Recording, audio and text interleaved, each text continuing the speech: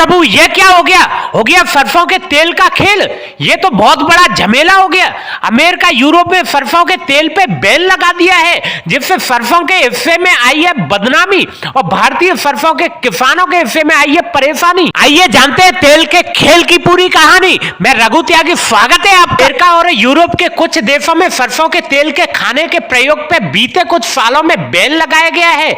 असल में 1950 के दशक में किए गए एक रिसर्च में सरसों के तेल में एरुसिक एसिड और ग्लूकोसाइनोलेट्स पाया गया था, जो स्वाद में तेजी का प्रमुख गुण है। बीते कुछ सालों में हुए चूहों पे एक रिसर्च में यह पाया गया कि ये दोनों तत्वों की अधिकता की वजह से चूहों में दिल की बीमारी हो सकती है। हालांकि मनुष्य पर इसका प्रभाव क्या होगा, इस पर कोई स्पष्टता अभी नहीं है। लेकिन अमेरिका के शीर्ष खाद्य संस्थान FDA ने सरसों के तेल पे बैन लगा दिया है, जिसके तहत सरसों के तेल का त्वचा पर बाहर से प्रयोग किया जा सकता है, लेकिन सरसों के तेल का प्रयोग खाने के तौर पे बैन किया गया है। इसी तरह कनाडा समेत यूरोप के कई देशों में सरसों के तेल पे बैन लगाया जा चुका है। हालांकि अभी जिन सरसों के बीजों में एरुसिक एसिड कम है, उन सरसों के बीजों को मंजूरी दिलाने का प्रयास जारी है। ऐसा लगता है कि कुछ बातें ऐसा इशारा कर रही हैं कि सरसों के साथ में यह साजिश है।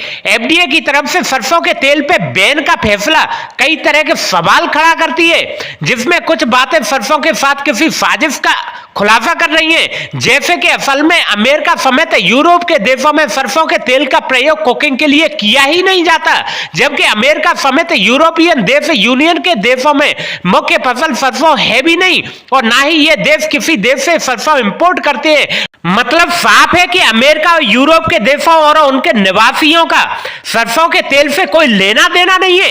ऐसे में सरसों के तेल पे बैन लगाने के फैसले में मंशा को शक की नजर से देखना बनता है। भाई, जब ये खाते नहीं है, किसी देश से इंपोर्ट नहीं करते हैं सरसों, फिर ये बैन लगा के सरसों के किसानों की परेशानियां क्यों बढ़ा रहे हैं? अमेरिका और यूरोप के देशों में सरसों के तेल पे बैन को लेके किसान महापंचायत के राष्ट्रीय अध्यक्ष रामपाल जाट जी कहते हैं कि ये पहली बार नहीं है जब भारत की सरसों की साजिश का शिकार हुई हो। जाट कहते हैं कि बीते दशकों में सरसों के प्रयोग से ड्रॉप्सी नाम की बीमारी होने का झूठ फैलाया गया था, जिसके बाद से सरसों तेल भारत में ही बदनाम हो गया था। उसकी बिक्री पे विपरीत असर पड़ा था। इसकी वजह से कई सारे बड़े बड़े सरसों के मिल बंद हो गए थे, किसानों को कम दाम मिले थे और सरसों का रकबा भी कम हो गया था। 1985 तक भारत खाद्य तेलों के मामले में आत्मनिर्भर था, यानी सेल्फ डिपेंड था।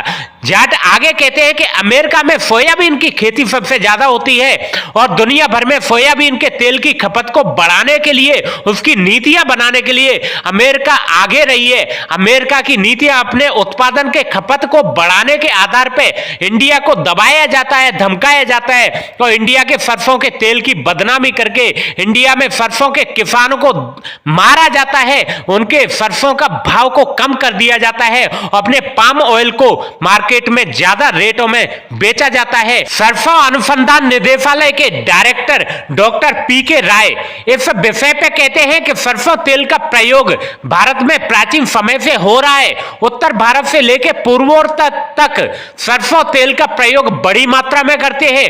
पूरब में हुई एक रिसर्च में स्पष्ट कर चुकी है कि ये सरसों में कैंसर से लड़ने वाले गुण मौजूद है। वही मौजूदा वक्त में भारत अपनी घरेलू जरूरतों को पूरा करने के लिए खाद्य तेल इंपोर्ट करता है। ऐसे में अगर अमेरिका और यूरोप की तरफ से सरसों के तेल पे बैन जो लगाया गया है, उसका भारत के किसानों पे कुछ असर नहीं पड़ेगा, क्योंकि भारत से सरसों एक्सपोर्ट नहीं होता है। लेकिन जिस तरीके से अमेरिका और यूरोप में प्रयोग न होने के बाद भी सरसों के तेल पे बैन लगाया गया है, ऐसे में जरूरी होता है, मेरी दरखास्त है, रिक्वेस्ट है, विनती है कि भारतीय कृषि वैज्ञानिक आगे आए और सरसों के खिलाफ जो इंटरनेशनल माहौल बनता हुआ दिख रहा है उसका खंडन करें, क्योंकि यह भारत के लिए बहुत बड़ी चिंता का विषय है। भारत के कई राज्यों में पारंपरिक तौर पे सरसों तेल का प्रयोग खाना बनाने के लिए होता है, जिसे शुद्ध तेल के तौर पे देखा जाता है।